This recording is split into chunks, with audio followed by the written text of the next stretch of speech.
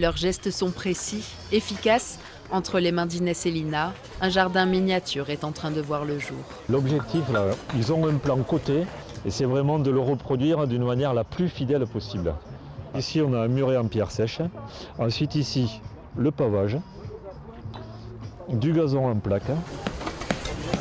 Le pavage, c'était essentiellement moi, donc j'ai un peu galéré. Lina m'a aidé, donc ça l'a retardé aussi sur le mur, mais après la pause, on a bien su se rattraper. Donc.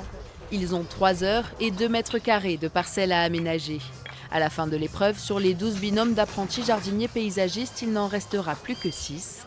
Lina et Inès forment le seul binôme tarnais, mais surtout le seul binôme féminin de la compétition. J'ai un binôme de choc. J'ai trouvé la bonne personne pour faire ça. Après, il y a une petite fierté parce que j'ai fait mon bac pro aménagement paysager ici. J'étais la seule fille de la classe.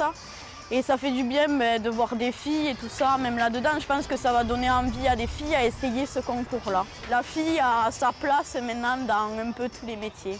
Il vous reste 5 minutes. L'épreuve terminée, chaque pierre, chaque niveau, chaque muret est mesuré au millimètre près par les jurés.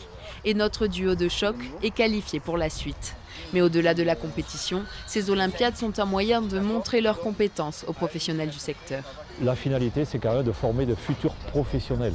Là, certes, c'est des micro-jardins, mais il y a quand même pas mal de professionnels qui gravitent autour et qui observent et qui se disent peut-être que là, ce binôme ou celui-là, je vais le prendre dans l'entreprise.